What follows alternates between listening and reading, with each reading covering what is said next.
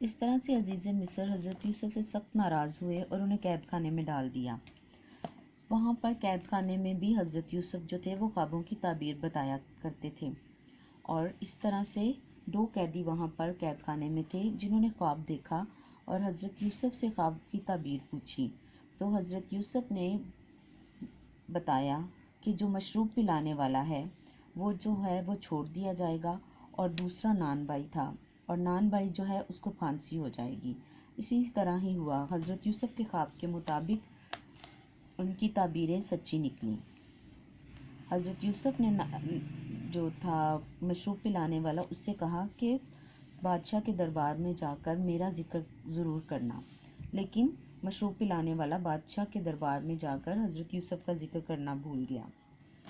پھر کئی سالوں کے بعد بادشاہ نے ایک خواب دیکھا، اور وہ خواب کیا تھا؟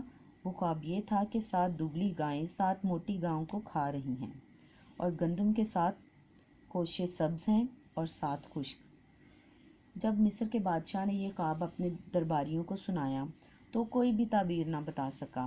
تو اس وقت مشروب پلانے والے کو حضرت یوسف کا خیال آیا۔ مشروب پلانے والے نے بادشاہ کو حضرت یوسف کے بارے میں بتایا۔ بادشاہ فوراً سے حضرت یوسف کے پاس قید خانے میں گیا۔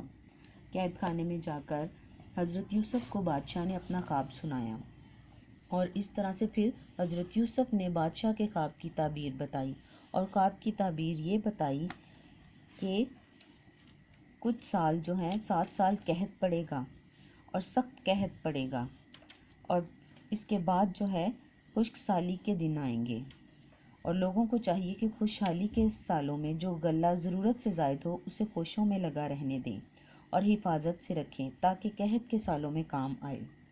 تب بادشاہ نے حضرت یوسف کے خواب کی تعبیر کو سمجھا، اور بادشاہ نے فوراً سے حضرت یوسف کو آزاد کرنے کا حکم دیا۔ بادشاہ نے حضرت یوسف کو بہت عزت و تکریم دی اور انہیں دربار کے لیے کوئی اعلیٰ منصب سنبھالنے کی دعوت دی۔ حضرت یوسف نے اپنے لیے خزانے کے انتظام کی ذمہ داری سنبھالی۔ انہوں نے کہا کہ میں یہ کام بہتر طریقے سے سر انجام دے سکتا ہوں۔ اسی طرح سے انہوں نے اپنے حسن انتظام سے آنے والے دنوں کے لیے غلہ بچایا۔ جیسے ملک مصر میں قحط پڑا، اسی طرح سے ملک کنعان میں بھی قحط پڑا۔ ملک کنعان وہ ملک تھا جہاں پر حضرت یعقوب اور اس کے باقی بیٹے رہتے تھے۔ اسی طرح سے حضرت یوسف کے بھائی جو تھے وہ غلہ لینے حضرت یوسف کے پاس آئے۔ حضرت یوسف نے اپنے بھائیوں کو پہچان لیا، لیکن حضرت یوسف کے بھائیوں نے انہیں نہ پہچانا۔ حضرت یوسف کے بھائیوں نے انہیں بالکل نہ پہچانا۔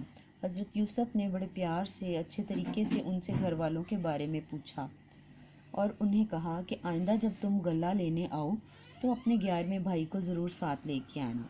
11ویں بھائی کا نام بنیامین تھا، اور وہ حضرت یوسف کا سگا بھائی تھا۔ اگلی دفعہ جب وہ غلہ لینے آئے تو انہوں نے باپ حضرت یعقوب سے کہا کہ ہمیں بنیامین کو ساتھ لے کے جانا ہوگا، تبھی ہمیں غلہ ملے گا۔ تو باپ نے منع کر دیا۔ باپ کیونکہ حضرت یوسف کے معاملے سے ڈرا ہوا تھا، اس لیے باپ نے حضرت بنیامین کو ساتھ لانے سے منع کر دیا، لیکن پھر بھی مجبوری کی وجہ سے انہیں بنیامین کو ساتھ بھیجنا پڑا۔